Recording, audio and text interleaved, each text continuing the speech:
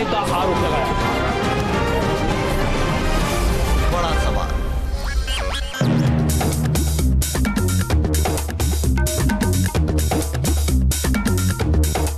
नमस्कार, आप देख रहे हैं न्यूज नेशन और आज बड़ा सवाल में बात होगी कि आखिर आतंक के साए में, आखिर बार बार विश्वासघात के प्रहार के बीच में हिंदुस्तान से रिश्ते किस तरह से सुधारेगा पाकिस्तान? कब तक पाक का विश्वासघात सहेगा हिंदुस्तान? करतारपुर कॉरिडोर से कितना बदलेगा माहौल? क्या रिश्ता सुधारने का वक्त आ गया है या फिर चुनाव नजदीक है, तो इसीलिए इस तरह की सुगबुगाहट, इस तरह की खबरें फिर से सामने आ रही हैं। इसी पर होगी आज बड़ी बहस। हमारे साथ खास मेहमान यहाँ पर जुड़ रहे हैं। जफर इस्लाम साहब हैं, बीजेपी के प्रवक्ता, चरण सिंह सापरा हैं, कांग्रेस के प्रवक्ता, अमीक जामई हैं, प्रवक्ता एसपी, जीडी बख्शी हैं, रक्षा विशेषज्ञ, आरएसएन सिंह रक्षा विशेषज्ञ, कमार आगा हमारे साथ रक्षा विशेषज्ञ यहाँ पर जुड़े हुए हैं। आप सभी का बहुत बहुत स्वागत है। लेकिन सबसे पहले सवाल जफर इस्लाम साहब आपसे, ना तो आतंकी हमलों में कमी आई, न सीज फायर का उल्लंघन बंद हुआ, तो आखिर ऐसा क्या हो गया कि अब आप अपने मंत्री, आपकी सरकार अपने मंत्रियों को पाकिस्तान भेजने में कुछ गलत नहीं समझती है? देखिए, दो तीन बातें आपको समझना चाहिए। ये मामला किस चीज का है? करतारपुर कॉरिडोर का। ये किस लिए बनाया जा रहा है? ये किसी एक समुदाय, देश की एक खास कम्युनिटी है, उसकी आस्था जुड़ी हुई है। क्या आप पॉलिटिक्स, इस आस्था और पॉलिटिक्स को एक साथ जोड़ेंगे? ये सिर्फ एक पर्टिकुलर पर्पस से किया जा रहा है, इसलिए कि वहां पर सिख कम्युनिटी की आस्था है और उस आस्था का मान सम्मान करना देश के सरकार के साथ देश के हर गले मिले थे तब आपको हर व्यक्ति का है। इसमें सिर्फ इसको आप पॉलिटिकल चश्मे से मत देखिए, और चश्मे से, जहां उसके अलावा हमारा पाकिस्तान से कोई लेना देना नहीं। जब तक आतंकवाद नहीं होगा उससे कोई बात नहीं होगी। ये मैं आपको साफ साफ बता रहा हूं।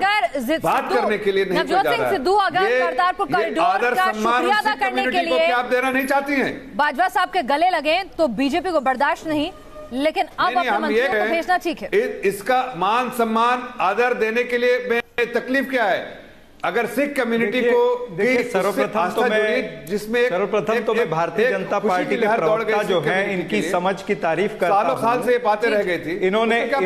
इन्होंने कहा कि ये सिख समाज का विषय है। मैं इनको करेक्ट कर दूं कि ये सिख समाज का विषय नहीं है। सिख समाज के अलावा भी सिंधी कम्युनिटी, गुजराती लोग भी, ऐसे 15 करोड़ गुरु नानक नाम लेवा भक्त हैं जो गुरु नानक देव जी को पूजते हैं, उनको मानते हैं।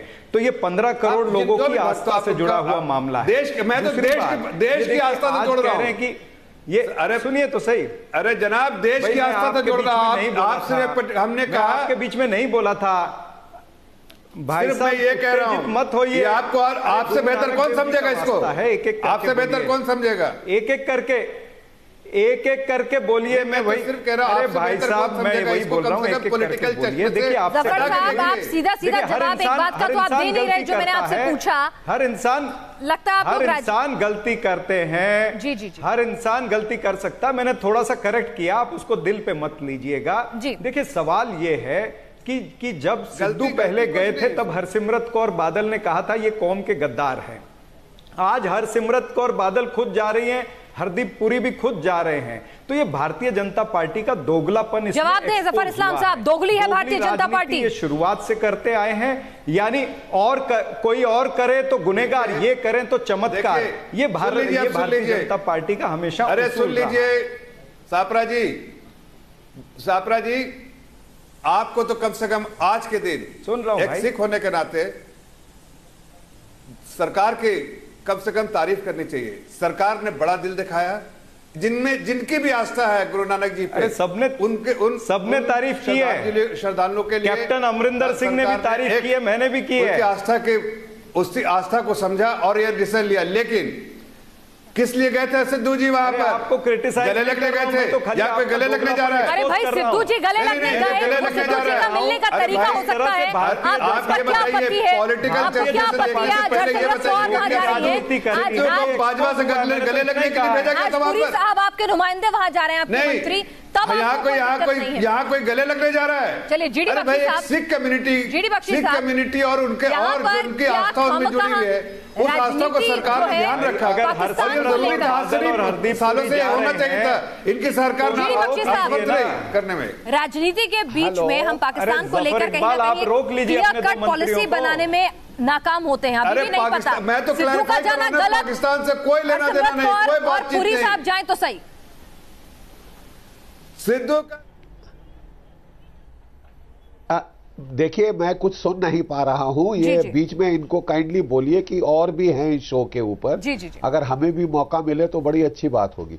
अच्छा ठीक है, देखिए ऐसा है कि हम सबको गुरु नानक देव जी में बहुत आस्था है, बहुत महान आस्था है। वो हम सब के संत हैं, बड़े भारी संत हैं, इस देश के संत हैं वो, और पूरा देश उनकी पूजा करता है, इज्जत करता है।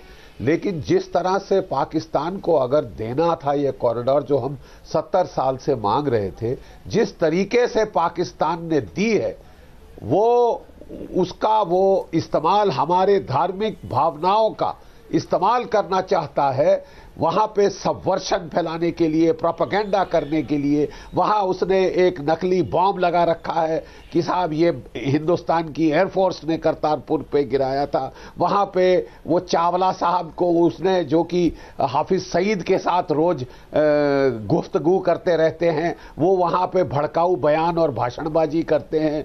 तो ये तो एक ट्रोजन हॉर्स है। ये मतलब धर्म की आस्था की ओट में वो जो है चोट करने की कोशिश जफर इस्लाम साहब, और आप बीजेपी जो है इस धर्म की आस्था की ओर लेकर प्रोपेगेंडा फैलाने की कोशिश है और आप उसको कामयाब होने दे रहे हैं। आपकी सरकार जवाब दें। देखिए हमारी सरकार ना सिर्फ ये कहना चाहता हूं, दो चीजें अगर आप डिफरेंशिएट कर पाए तो आपको बेहतर होगा। एक बख्शी साहब का सवाल है, जरा दूसरा सवाल भी सुन लें, फिर दोनों का इकट्ठे जवाब दें। कोई लेना देना हमारा नहीं, पाकिस्तान से बात उसी वक्त होगी जब पाकिस्तान आतंकवाद को जड़ से खत्म करेगा, तभी बात होगी। उससे पहले कोई पाकिस्तान मुलाकातें तो हो रही है ना, आप न्योता देते हैं, न्योता स्वीकारा जाता है, वहां पर आपके नुमाइंदे जा रहे हैं। अब बात है इस इमेज बिल्डिंग तो हो जाएगी ना पाकिस्तान की। कॉरिडोर की बात है, इसको आप समझना चाहिए कि ये मिस्टर बुद्धू जो गए थे, मिस्टर सिद्धू, वो हर जगह लाफ्टर चैलेंज के मूड में रहते हैं। वहां जाके वहां पर वो गले मिल रहे हैं, उसको हम आज भी निंदा करते हैं, उसकी निंदा करें, और ऐसी हर हरकतों के चाहे कोई भी हो देश का व्यक्ति उसकी निंदा करेंगे। लेकिन जहां तक आस्था की बात है, आस्था का सम्मान करना। बख्शी जी सच बता दूं थोड़ा सा। बिल्कुल सापरा साहब आप भी बोलेगा, लेकिन बख्शी जी का एक सवाल था वो सुन लूं, फिर आपके पास आऊंगी। जी बख्शी जी, आप क्या सवाल पूछना चाहते हैं? एक सेकंड सापरा साहब। जी बख्शी जी। देखिए मेरा सिर्फ ये सवाल है कि हम बहुत प्रभावित थे कि हमने एक जो स्टैंड है, बहुत ही प्रिंसिपल्ड स्टैंड लिया है कि बम बंदूक के धमाकों में बातचीत नहीं होगी। मैं सिर्फ पूछना चाहता हूं कि ये नॉर्वेजियन एम्बेसडर को, जो पुराने प्रधानमंत्री हैं, वो क्यों यहाँ पे सेल्फ अपॉइंटेड एम्बेसडर बन गए हैं? वो क्यों जम्मू कश्मीर जा रहे हैं? क्यों सेपरेटिस्ट से मिल रहे हैं? ये हुर्रियत वालों से मिल रहे हैं, पीओके जा रहे हैं? ये सब हमने क्यों शुरू किया है? हम यहाँ कह रहे हैं कि साहब बर्लिन वॉल टूट गई, ये हो गया, वो हो गया। साहब बात ये है कि ये केवल और केवल आस्था के तक ही जोड़े रहना चाहिए, और हमें पाकिस्तान को बोलना चाहिए कि साहब आस्था का आप गलत फायदा उठाकर प्रोपेगेंडा और सेपरेटिज्म को आग मत लगाएं। यहाँ पाकिस्तान के द्वारा जिस तरह से अमेरिका भी नाराज है, अंतर्राष्ट्रीय पटल पर भी बार बार बेइज्जती हो रही है, उसका खुद का आवाम इमरान खान की चुनी हुई सरकार को कटघरे में खड़ा कर रहा है।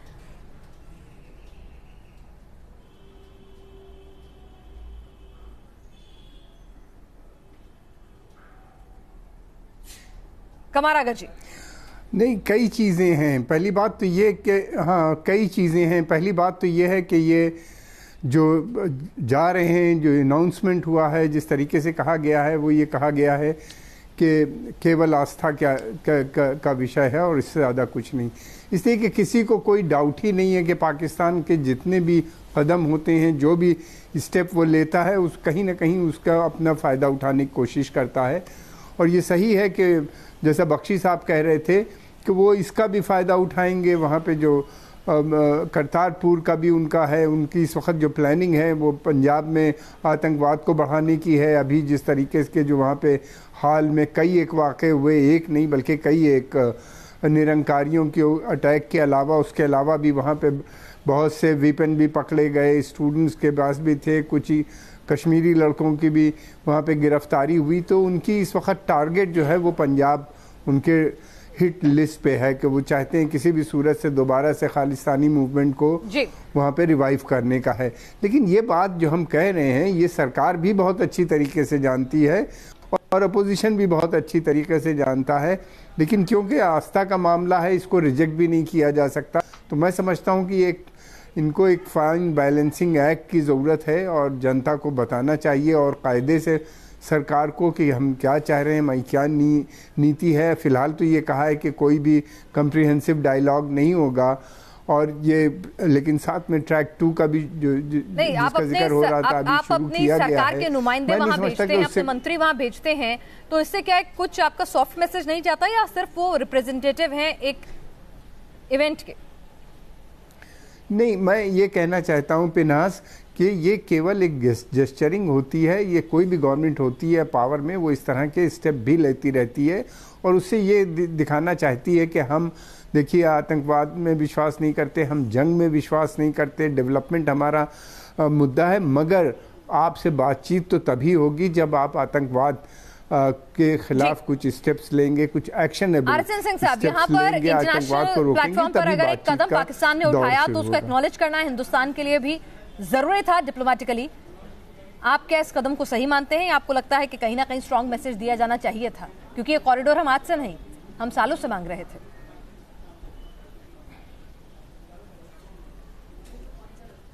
ये देखिए, ये आस्था वगैरह अपनी जगह है। कल 26/11 थी और 26/11 के एक दशक, वो पीड़ा कभी कहीं गई नहीं है मैडम, वो पीड़ा गई नहीं और जानी भी नहीं चाहिए। चाइना ने कहा कि 100 years of humiliation, south Koreans अभी भी कहते हैं जापानीज के खिलाफ कि आपने कंफर्ट वुमन ये किया। शियाज यहाँ के बोलते हैं कि अली साहब का कत्ल हुआ, हसन हुसैन का कत्ल हुआ, आज भी मोहम्मद, अरे भूल गए, ये गद्दारी है। ये कौन सी आस्था की बात कर रहे हो? वो आप आस्था की बात कर रहे हैं। मैं स्टूडेंट हूं हिस्ट्री का। भूलना मत कि गुरु अर्जुन देव जिन्होंने गुरु ग्रंथ साहब का कंपाइलेशन किया था, उनका कत्ल किया था जहांगीर ने, जिसके ग्रैंडफादर के नाम पे, बाबर के नाम पे पाकिस्तान मिसाइल बना रहा है। उनके ग्रैंडसन जफर साहब, ग्रेट ग्रैंडसन गुरु तेग बहादुर को इसी शीशगंज गुरुद्वारा, एक मिनट, इसी शीशगंज गुरुद्वारा के सामने, आपको मालूम है उनके साथ और भाई सतीदास और मतीदास के लिए सिद्धू ये ना भूले।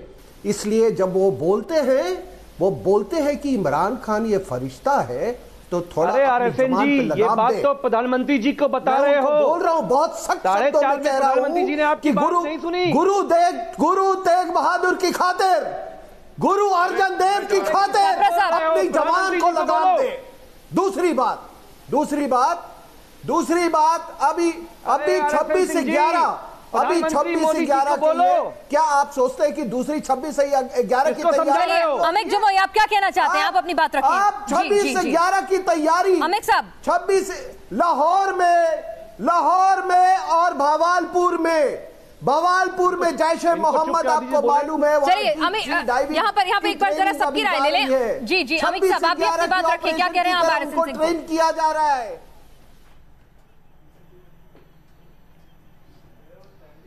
मुझे आवाज नहीं आ रही है, इनको बोलिए चुप रहें।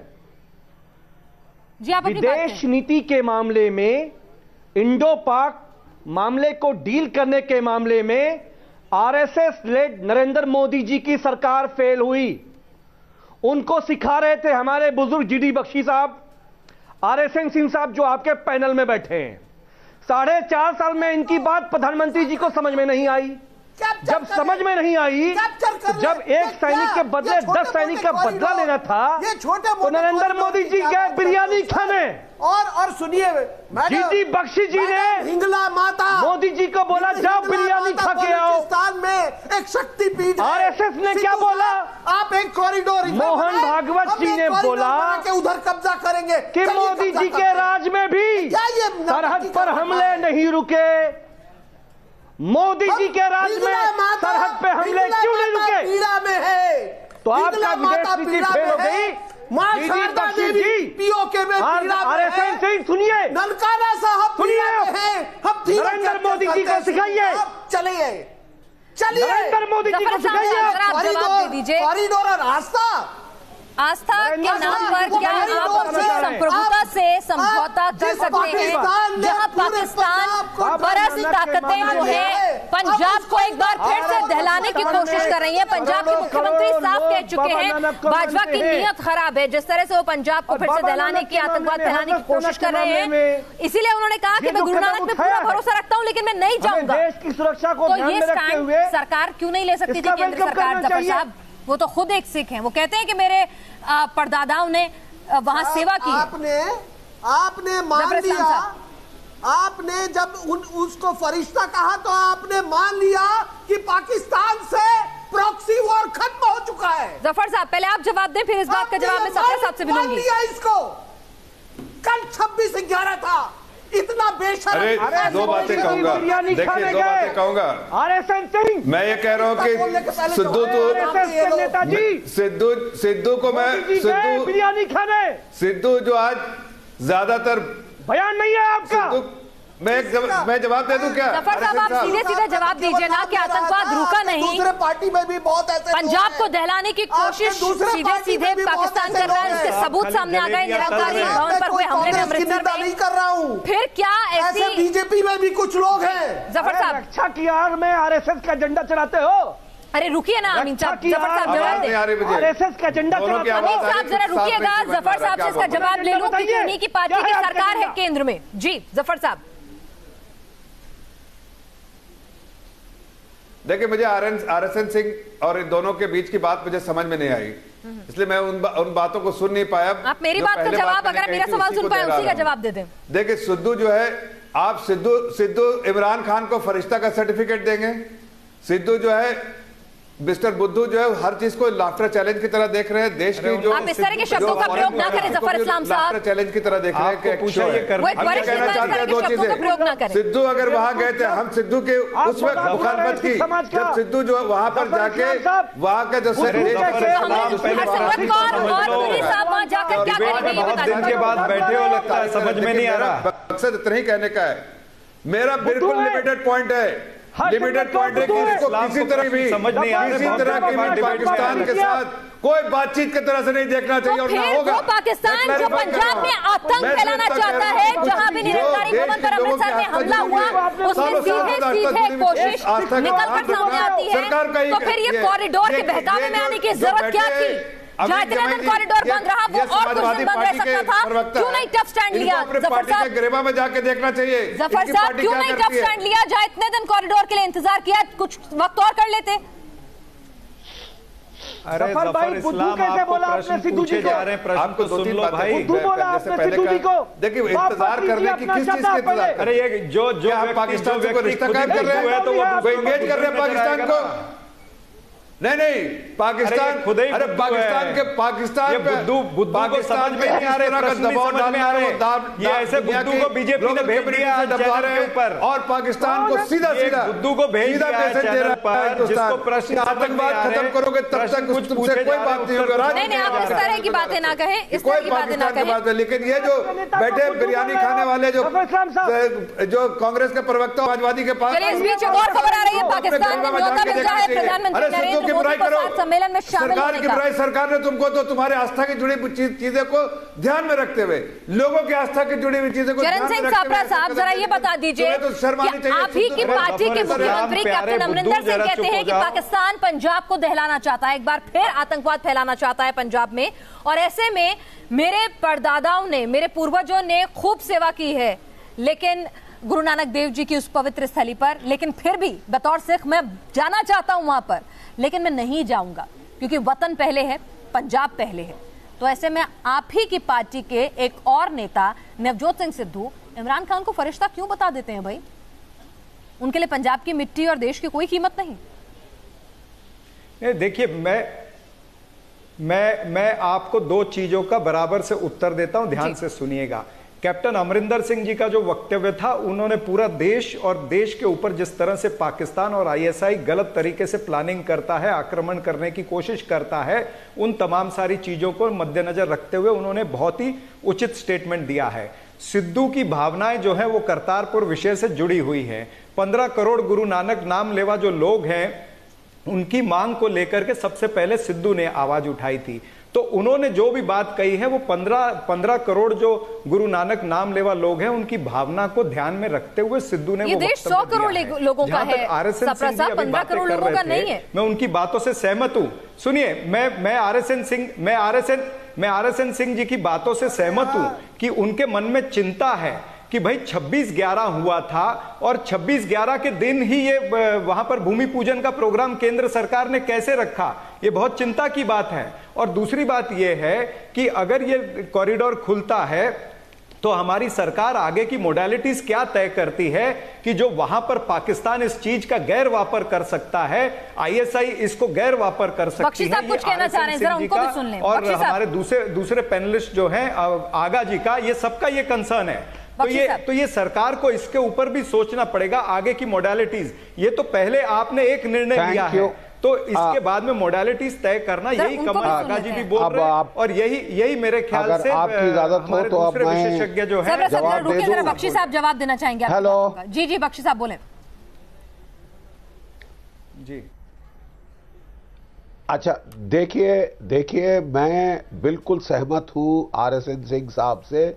एक बड़ी हॉरिबल सेंस ऑफ टाइमिंग्स यहां पे आई है, वेदर नोइंगली और अननोइंगली, बट ये एक बहुत ही हर्टफुल सेंस ऑफ टाइमिंग है। कल था वो दिन जिस दिन हमारे 166 बेचारे बेकसूर मार डाले गए थे, निर्दयता से मारे गए थे, उनका खून बहाया गया था। कल वो लोग, उनके रिश्तेदार उनको याद कर रहे थे।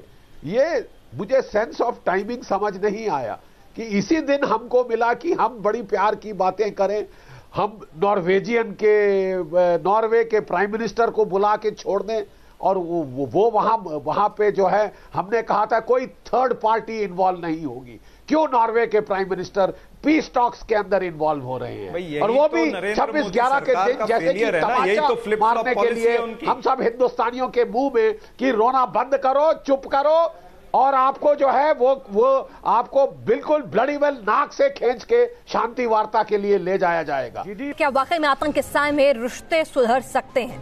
कब तक पाकिस्तान का विश्वासघात सहेगा हिंदुस्तान, और करतारपुर कॉरिडोर से वाकई में कितना बदलेगा माहौल? क्या रिश्ता सुधारने का सही वक्त है? हमारे साथ हमारा पूरा वरिष्ठ पैनल लगातार जुड़ा हुआ है। कमारा गजाब, जिस तरह से अभी पाकिस्तान के विदेश मंत्रालय की ओर से बयान आया है कि सार्क सम्मेलन के लिए भारतीय प्रधानमंत्री को न्योता भेजा जाएगा, अब जिस तरह से पाकिस्तान की चौतरफा किरकिरी हो रही है अंतर्राष्ट्रीय पटल पर, अमेरिका पैसे नहीं दे रहा, अपना आवाम ही इमरान खान की इस गवर्नमेंट के खिलाफ खड़ा हो रहा है, कई बड़ी हस्तियां सवाल उठा रही हैं कि घर में खाना नहीं कश्मीर की पड़ी है, तो क्या चौतरफा दबाव अब असर कर रहा है और इसीलिए भारत से एक बार फिर बातचीत चाहता है पाकिस्तान? हमने देखा है पहले भी, जब भी पाकिस्तान पे प्रेशर पड़ता है तो वो बातचीत की शुरुआत कर लेते हैं। और पहले तो ये था, ये बातचीत करवाते भी थे, लेकिन जब बातचीत किसी नतीजे पे पहुंचने लगती थी तो एक मिलिटेंट स्ट्राइक करके उसको कत्ल कर देते थे, ख़त्म कर देते थे। लेकिन आज की जो सरकार है, इस समय जो सरकार है, वो बातचीत में इंटरेस्टेड बिल्कुल नज़र नहीं आती।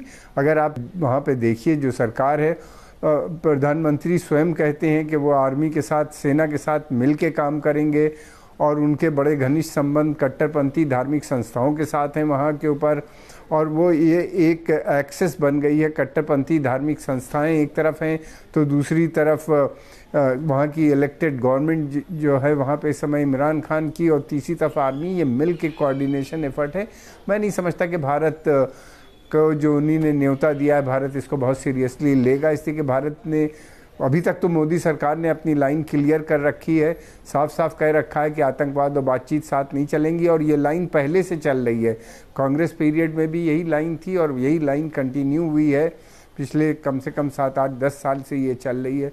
26/11 के बाद से इसी लाइन पे काम साहब, अगर जैसा हमारा कहना है सरकार की लाइन क्लियर है कि बातचीत और आतंकवाद साथ साथ नहीं चलेगा, तो फिर करतारपुर कॉरिडोर पर अपने रिप्रेजेंटेटिव को भेजना या पाकिस्तान के इस कदम को बहुत ज्यादा सराहना देना, क्या वाकई में सही कूटनीतिक कदम आपको लगता है बतौर रक्षा विशेषज्ञ?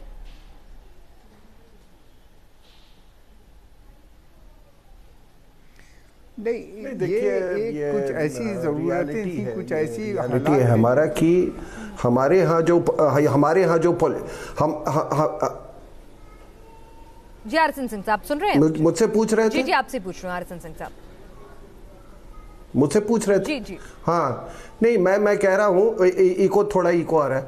ये जो हम रियलिटी ये है कि जो हमारी पॉलिटिकल क्लास है वो actually it is pitted against the military class, with the pitted against the military of Pakistan, जिसका इमरान खान हिस्सा है। फॉर गॉड सेक इस चीज को लोग ना भूलें।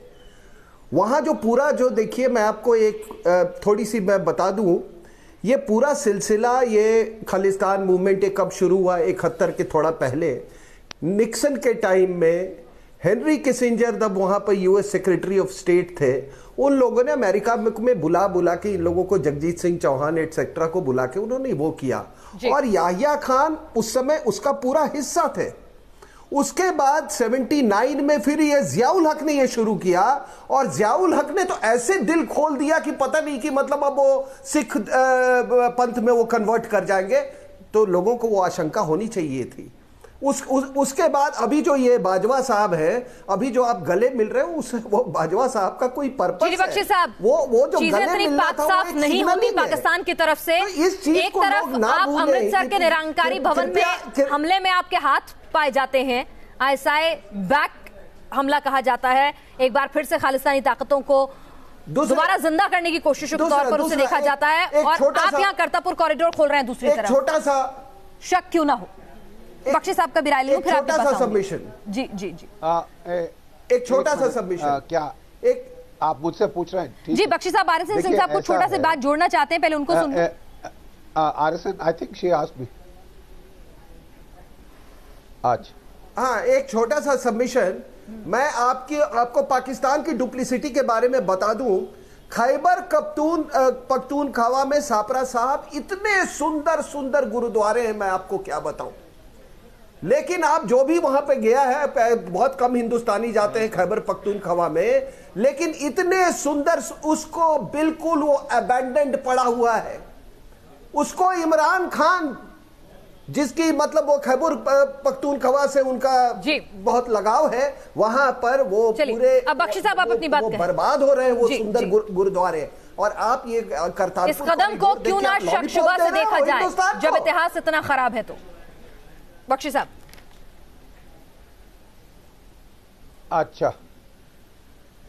अच्छा देखिए साहब, ऐसा है कि हम लोग कह रहे हैं कि पाकिस्तान बातचीत के लिए बहुत ही इच्छुक है क्योंकि उस पर इंटरनेशनल दबाव पड़ रहा है। माफ कीजिए, वो आपको घुटने टिकाने के लिए इच्छुक है। वो आपके मुंह पे साफ कह रहा है कि आतंकवाद चलता रहेगा, हम ना केवल जम्मू कश्मीर में लोग मारेंगे, अब हम पंजाब में भी लोग मारेंगे, और आपको चुपचाप बातचीत के टेबल पे आना पड़ेगा घुटने टेक के। मुझे यह समझ नहीं आता कि हम घुटने टेकना क्यों चाहते हैं। एक तरफ से हो रहा है साहब कि बातचीत नहीं होगी, बम बंदूक के धमाकों में वहां पे एक लव फेस्ट शुरू हो गया है, वहां पे ट्रैक 2 पे नॉर्वेजियन प्राइम मिनिस्टर को बुलाया जा रहा है। मुझे ये जोड़ समझ नहीं आया, और चुन के उस दिन बुलाया जा रहा है जबकि 26/11 की 10वीं आपकी जो है बरसी यहां आती है। जफर साहब जवाब दे दें, बेचारे रिश्तेदारों, एक फौजी का सीना छलनी होता है, दर्द से कराता है कि 26/11 की बरसी पर ये सब क्या हो रहा है कि बातचीत होगी। तुम एक सिख मुख्यमंत्री कहता है कि मैं सिख हूं लेकिन नहीं जाऊंगा क्योंकि मेरे पंजाब को दहलाने की कोशिश कर रहा है पाकिस्तान। मैं आपको बार बार एक ही बात को दोहरा रहा हूं, फिर भी आप एक ही सवाल किए जा रहे हैं। मैं नहीं कह रहा हूं बार बार कि जब आपको इस बात की तस्दीक हो रही है, और हर बार को मैं क्लियर कर रहा हूं कि इसको किसी दूसरे चश्मे से की जरूरत नहीं। जब सरकार कह रही है, प्रधानमंत्री सिर्फ एक ही बात का जिक्र किया उन्होंने और साफ कर दिया पाकिस्तान के प्रति हमारा स्टैंड बहुत क्लियर है। हमारे स्टैंड के बारे में कोई दो रूप नहीं है। इस एनडीए गवर्नमेंट का पाकिस्तान के प्रति, भारतीय जनता पार्टी का पाकिस्तान के प्रति कोई दोहरा मुखौटा रूप नहीं है कांग्रेस की तरह। हमारा स्टैंड बहुत क्लियर है, हम टेररिज्म के खिलाफ है और जब तक पाकिस्तान में टेररिज्म रहेगा तो मंशा पाक साफ थी। सिद्धू तो अपने क्रिकेटर दोस्त के शपथ ग्रहण में गए थे, बाजवा को गले इसलिए लगाया क्योंकि एक सिख चाहता था करतारपुर कॉरिडोर खुले, तो उनकी नियत पे शक की दृष्टि चश्मा बदल जाता है आपका। अपनी बारी में चश्मा अलग चाहते हैं आप। हमने तो ऐसा नहीं, सिर्फ इसी के लिए नहीं किया। आप देखिए, एक मिनट सुन लीजिए। अब जब आप बार बार एक ही बात को बोल रहे हैं तो सुन लीजिए आप बात। हमने सिर्फ आप जल्लीकट्टू के मामले में देखा था, सरकार ने कैसे कर लिया था, आपने देखा था। इसलिए कि ये सरकार आस्था को पॉलिटिसाइज नहीं करती। आस्था की चीज है ये। कांग्रेस के वाले लोग नहीं है कि यहाँ पर स्वरिष्ठा कह रहे हैं, वहाँ गले मिल रहे हैं। ये देशद्रोही वाली बात है। अरे हम तो साफ कहते हैं, खुला खुला कहते हैं आपका नाम पाकिस्तान में हमारा स्टैंड क्लियर है। पाकिस्तान को हम घर पे घुस के मारेंगे, जो भी करना होगा पाकिस्तान के खिलाफ करेंगे। लेकिन पाकिस्तान ये चुनावी भाषण नहीं है। राजस्थान में जाके दीजिए चुनावी भाषण। ये वजह नहीं है कि राजस्थान में जाके चुनावी भाषण दीजिए। हमारे गुरु नानक जी के, अरे राजस्थान में जाके चुनावी भाषण दीजिए। 550 यहाँ पर पॉइंटेड उत्तर दीजिए। पॉइंटेड उसको बनाना चाहिए, उसके पॉइंटेड उत्तर दीजिए। हमने उस आस्था। विनाश जी इनको क्या भाषण के लिए बुलाया? अरे आपको तो शर्म आना चाहिए। विनाश जी इनको भाषण देने के लिए बुलाया क्या बीजेपी को? जफर साहब, ये तो चुनाव, जफर साहब आप बात अलग कह रहे हैं, सफर साहब अपनी बात करें। यहाँ पर दामन तो कांग्रेस का भी पाक साफ नहीं। सिद्धू इमरान खान को फरिश्ता बताएं, अमरिंदर कहे कि मेरे पंजाब को दहलाने की साजिश है, पार्टी दोनों की एक कांग्रेस। डबल स्टैंड तो आपके यहाँ भी है। आपको याद है क्या किया था? मैं बीजेपी को ये याद दिलाना चाहता हूँ कि कितनी कन्वीनियंटली ये अपना चश्मा बदलते हैं। जब नरेंद्र मोदी जी पहले शपथ विधि पे नवाज शरीफ को बुलाते हैं तब इनको चलता है, नवाज शरीफ को गले मिलते हैं तो चलता है। गाली दे रहे प्रधानमंत्री जब पाकिस्तान में गरीबा में जाके देखिए, वहां नवाज शरीफ को गले मिलते हैं, वो चलता है। अजीत दोवल बाहर जाके विदेशों में पाकिस्तान के एनएसए से मुलाकात करते हैं, वो भारतीय जनता पार्टी को चलता है। यानी ये करे तो रास लीला, हम करे तो कैरेक्टर लीला। मतलब ये करे तो चमत्कार, हम करे तो गुनेगार। ये भारतीय जनता पार्टी का दोहरा चेहरा है। चलिए चरण सिंह साहब, भारतीय जनता पार्टी के चेहरे की बात तो आपने कर दी, जरा मुझे आप अपना कांग्रेस का चेहरा भी बता दीजिए। समान नहीं, सुनिए ना, मेरे सवाल का जवाब दे दीजिए सापरा साहब। नवजोत सिंह सिद्धू किस पार्टी के नेता हैं? नवजोत सिंह सिद्धू किस पार्टी के नेता हैं? जफर इकबाल की। अरे सुनिए तो सही, उनके ऊपर उंगली उठाना बहुत आसान है, जरा अपने ऊपर भी देख लीजिए, अपने गिरेबान को भी। नवजोत सिंह सिद्धू कांग्रेस पार्टी के नेता है। अमरिंदर सिंह, कैप्टन अमरिंदर सिंह कांग्रेस पार्टी के पंजाब के मुख्यमंत्री हैं। कोई बात करने के लिए जा रहा है। अरे वो सिद्धू कहे इमरान खान फरिश्ते, अमरिंदर सिंह कहे पाकिस्तान की सरकार पंजाब में आतंकवाद फैलाने की कोशिश कर रही है। मैं नहीं जाऊंगा, सिख होने के नाते भी नहीं जाऊंगा। पाकिस्तान तो ये आप लोगों का डबल स्टैंड नहीं है। पॉलिसी बिल्कुल क्लियर है। देखिए, हम पाकिस्तान को आड़े हाथ देते हैं, पाकिस्तान का सीधे सीधे वार करते हैं। अरे आड़े हाथ कैसे लेते हैं आप मुझे बताइए ना, कैसे लेते हैं आड़े हाथ? व्यापार बंद कर देते हैं, क्या बंद कर देते हैं? बीच में फिर से बातचीत शुरू हो जाती है, किस तरह से आड़े हाथ? लेकिन जब तक उसका खात्मा नहीं करते हम उसके साथ नहीं बातचीत करेंगे। लेकिन ये क्या बात कर रहे हैं? कांग्रेस पार्टी को सिद्धू के जरिए से जा रहा है। अरे अपना नकाब उतारो भाई, इसमें आ जाए। इसीलिए आपको तो थोड़ा छापरा जी उसमें थोड़ा अपने गरीबा में जाके देखिए तो भी इन्होंने वहां पर बात कर रहे हैं। आपको पता है, आपको बादल का नाम हम तो आपके आस्था से जुड़ी बातों के बारे में बात कर रहे हैं। आप इतने पॉलिटिकल चेष्टा में होंगे कि आस्था को ये वक्त आ गया है कि बार-बार इस तरह से देश की पाकिस्तान के इमेज जो है, पाकिस्तान के मुद्दे पर बार-बार उसमें क्वेश्चन मार्क लगे कि भाई अभी तो ये कह रहे थे, कल ये कहने लग गए, ये वाली सरकार कहने लग गई।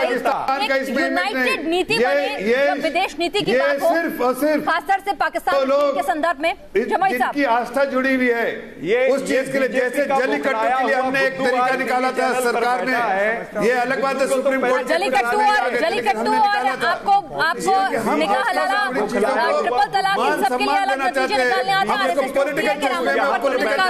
हैं। चरण सिंह सापरा साहब, एक मिनट आपको रोकना चाहूंगी। अमित जमोई साहब, आप तीनों हैं, आप यहाँ पे सुनिए जरा बात कि क्या वक्त आ गया है कि बार बार हम इस तरह से माहौल बनाएं, आपसी खींचतान के चलते इंटरनेशनल प्लेटफॉर्म पर विदेश नीति के मुद्दे पर क्या वक्त है कि विदेश नीति तो कम से कम यूनाइटेड रहे, चाहे पार्टी कोई भी आती जाती रहे, कम से कम उसमें कुछ क्लैरिटी तो हो, तरीके थोड़े बहुत फेरबदल हो सकते हैं। मैं आपकी बात से सहमत हूं। मैं आपकी बात से सहमत हूं। समाजवादी लोग सबसे पहले गुरदासपुर से करतारपुर की जो दूरी 8 किलोमीटर है, आज करतारपुर साहिब से जो है हमारे देश के करोड़ों करोड़ लोग जो है उसे जुड़ पाएंगे। इस खुशी के साथ विदेश नीति के मामले में जफर आगा साहब यहां बैठे हैं, वो आपको डिटेल में आगे बताएंगे कि यूपीए 1 यूपीए 2 के जमाने में हमने पाकिस्तान को अंतर्राष्ट्रीय पटल पर कॉर्नर करके रखा हुआ था, क्योंकि हमारे देश के आसपास के देश हमारे साथ खड़े थे। बांग्लादेश हमारे साथ खड़ा था, चाइना हमारे साथ खड़ा था, लेकिन ओबोर जो चला है, ओबोर में भारत बाहर आ गया। ओबोर में पाकिस्तान चाइना एक साथ है, भारत बाहर आ गया। क्यों आ गया भारत बाहर? क्योंकि नरेंद्र मोदी जी देश को नहीं चला पाए। तो यहाँ पर बैठे देश को नहीं, आप किसी पैनल के लिए इस तरह के शब्दों का प्रयोग ये नहीं कर सकते आप किसी को बुद्धूराम, ये गलत बात है। चाइना के साथ बैठे इस तरह के शब्दों का प्रयोग ना करें जफर साहब। थोड़ा दिन पहले आप और पार्टी में तो वो चाइना के गोद में बैठती है। ये सिद्धू को बुद्धू बोल सकते हैं। चाइना तो मोदी जी के दोस्त हैं। आप हमें ये बताओ। आप सभी ना बोले, आप सभी विद्वान हैं, इसीलिए इस पैनल पर आपको जगह मिली है। इस तरह के शब्दों का प्रयोग करके आप अपना, अरे ये तो आपने 2014 से पहले बोला था। आप वही सीपीआई मध्य प्रदेश राजस्थान की जनता बख्शी साहब चाइना की बड़ाई कर रहे थे। बख्शी साहब चाइना के बारे में बात, लड़ती सेना है, जवान सेना के शहीद होते हैं, मुद्दे पर आम आदमी के टैक्स से हथियार खरीदे जाते हैं, तमाम चीजें होती हैं। राजनीति हो रही है, बख्शी साहब आप बैठे उनके सामने जो अपीसमेंट के, बोलिए बख्शी साहब, उनके सामने बैठे आप हेलो, आपका नाम लगा के आरएसएस में टहलते हो। देखिए ये तीन तो इसी तरह चिल्लकाओं करते रहेंगे। मैं कहना यह चाहता हूं एक भारतीय सिपाही की हैसियत से कि हर प्रजातंत्र में एक बाई पार्टिजन कंसेंसस होता है on matters of national security. राष्ट्रीय सुरक्षा के मुद्दों पर एक समन्वय होता है, सब लोग एक ही राय प्रकट करते हैं, अंदर जो भी झगड़ा करना है कर लेते हैं। जहां तक बाहर वालों का सवाल है, एक ही जुट होकर हमारा एटीट्यूड होना चाहिए, रवैया होना चाहिए। यहां हमें बार बार कहा जा रहा है कि साहब बम बंदूक गोली के धमाकों में बातचीत नहीं हो सकती, और फिर उसी दिन खासकर दिन चुन के ये जो 26/11 की 10th एनिवर्सरी चुन के हम नॉर्वे के प्राइम मिनिस्टर को बुलाते हैं। और मुझे बताइए उनको वीजा किसने दिया? किसने उनको जाने दिया जम्मू कश्मीर में? किसने उनको बातचीत करने दी वहां के अलगाववादियों के साथ? वहां हुर्रियत वाले जो हमारे वहां के गद्दार जफर इस्लाम साहब जवाब दे दें। फिर फैसिलिटेट किया कि वो पीओके जाएं। अरे साहब फिर हमको साफ बोलना चाहिए, इस कंसर्न से हमको साफ बोलना चाहिए। चलिए बख्शी साहब ने यहाँ सही वाजिब सवाल उठाए हैं, जरा आप जफर इस्लाम साहब जवाब दे दीजिए इन सवालों का। कैसे वो आके बख्शी साहब मिल रहे हैं? जहां तक बख्शी साहब का सवाल है, RSN साहब का सवाल है, कमर आगा जी का सवाल है, हम इनको बार बार सुनते रहते हैं, हर दिन देखते रहते हैं, और इनकी जो नियत पॉलिसी सब के बारे में हमको वाकफियत है, हमारी सरकार को वाकफियत है, इनके आदर सम्मान। आप सवालों के जवाब दे दीजिए, आपको बहुत वाकफियत है। आदर सम्मान करते हैं। अगर इनको किसी तरह की गलत फहमी हो गई है तो दूर कीजिए ना, नेशनल चैनल पर दूर कीजिए, ताकि जो टीवी जो लोग ये दर्शक इस डिबेट को देख रहे हैं कम से कम उन्हें गलत फहमी ना हो। सवालों के सीधे जवाब दीजिए, घुमाइए नहीं के बैठे। यहाँ पर बाकी 3 सम्मानित पैनलिस्ट जो आपके हैं उनका मैं आदर सम्मान करते हुए एक बात कहना चाहता हूँ। आप उन सारे सवालों का जवाब दे दीजिए, सरकार की बख्शी साहब जो आपके साथ। बख्शी साहब आप सवाल पूछे जफर साहब से एक बार फिर से, शायद लग रहा है कि सवालों में कुछ गलती है। बख्शी साहब का ही जवाब दे रहा हूँ मैं, सिर्फ इतना कह रहा हूँ कि देखिए चाहे करेंगे जवाब नहीं दोगे, चाहता हूँ आदर बहुत करेंगे लेकिन उत्तर नहीं देंगे। अरे सुनो भैया, तुम तो चुप मुंह ही बंद रखो। चाइना के गोद छोड़ के अभी समाजवादी के गोद में बैठे हो। मैं सिर्फ ये पूछना चाहता हूँ, बदले 10 सर क्या हुआ? एक सेकंड जरा जफर साहब, और मैं चाहूंगी हमारे जो प्रोड्यूसर है जरा बख्शी साहब और जफर साहब की बातचीत। सरकार किसी थर्ड पार्टी को न कभी एंगेज किया है न कभी करेगी, कोई थर्ड पार्टी नहीं। हम उनको पूछ रहे हैं कि नॉर्वे के किसी तरह एंगेज करने की। आप जफर साहब सवाल सुनिए, नॉर्वे के प्रधानमंत्री को वीजा किसने दिया? ये बात अलगाववादियों से मिलने किसने दिया? जवाब दें इनका। सीधे सवाल है, सीधा जवाब दें। देखिए, मैं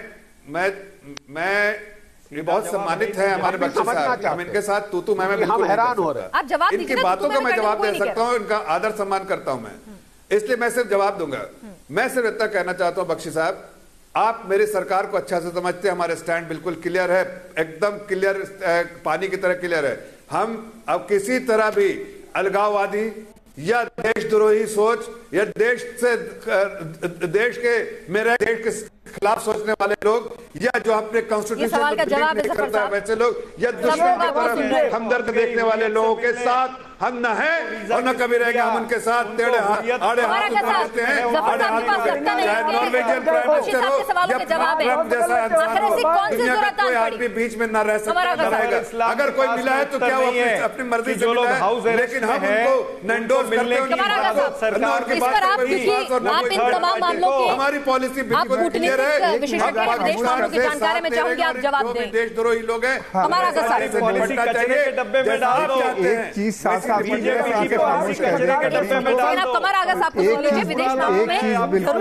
हमेशा तीखे बयानबाजी हो, कई बार डिप्लोमेटिक चैनल्स जो हैं बैकडोर वो भी उतने ही महत्वपूर्ण होते हैं। जी,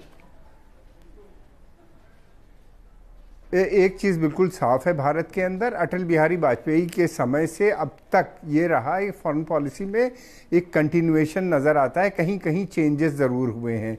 वो जो पॉलिसी उस वक्त शुरू हुई थी पाकिस्तान के साथ, वो अभी भी उसी तरह चल रही है। और उसके अंदर फिर बाद में ये हुआ था कांग्रेस के पीरियड में कि आतंकवाद और बातचीत साथ साथ नहीं चलेगी, वो यहाँ पे चल रही है। लेकिन ये है कि ब्लैक एंड वाइट में चीज़ें फॉरेन पॉलिसी या डिप्लोमेसी में नहीं देखी जाती, बीच में कुछ ग्रे एरिया भी होते हैं। इस सरकार ने भी, इससे पहले भी ये कोशिशें बराबर हुई हैं कि कहीं अगर बातचीत का मौका मिले या अगर किसी सूरत से अगर बातचीत रिवाइव की जाए तो उसके लिए पहल की गई है। लेकिन कुछ गवर्नमेंट लेवल पे हुई है। मोदी जी ने कई बार कोशिश की लेकिन कामयाब नहीं हो पाए। वो स्वयं गए लाहौर, उसके बाद भी कामयाबी नहीं मिली और उसके बाद से बहुत सख्ती से ये बयान दिए गए, सरकार ने अभी तक दिया है कि हम बातचीत और दहशत साथ साथ नहीं चलाएंगे। दूसरी चीज़ ये, जहाँ तक करतारपुर साहब का सवाल है, ये बहुत श्रद्धा से जुड़ा हुआ था, बहुत समय से था, लेकिन टाइमिंग इसकी बिल्कुल गलत है। जैसा कि सिंह साहब ने भी कहा, बख्शी साहब ने भी कहा और कांग्रेस के भी प्रवक्ता इस बात को कह रहे हैं, सभी इस बात को मान रहे हैं कि ये गलत है। और दूसरे, जहाँ तक नॉर्वे का सवाल है, तो वो नॉन गवर्नमेंटल इनिशिएटिव है, उसका भारत से लेना देना कुछ नहीं। अगर वो करना चाहते हैं वो करेंगे और मुझे नहीं समझता कि कोई कामयाबी उसमें उनको मिलने जा रही है। ये भी नहीं पता कि उनकी का मोटिव क्या है, वो क्यों मिले उनसे जाके, हुर्रियत वालों से। क्या कोई मैसेज पाकिस्तान को या वहाँ आतंकवादियों को देना चाहते हैं? ये अभी कोई क्लियर मैसेज नहीं है उसका गवर्नमेंट के ऊपर। मैं समझता हूँ गवर्नमेंट से उसका लेना देना कोई नहीं है। इसलिए पहले भी थे और जिसमें उनको कोई कामयाब।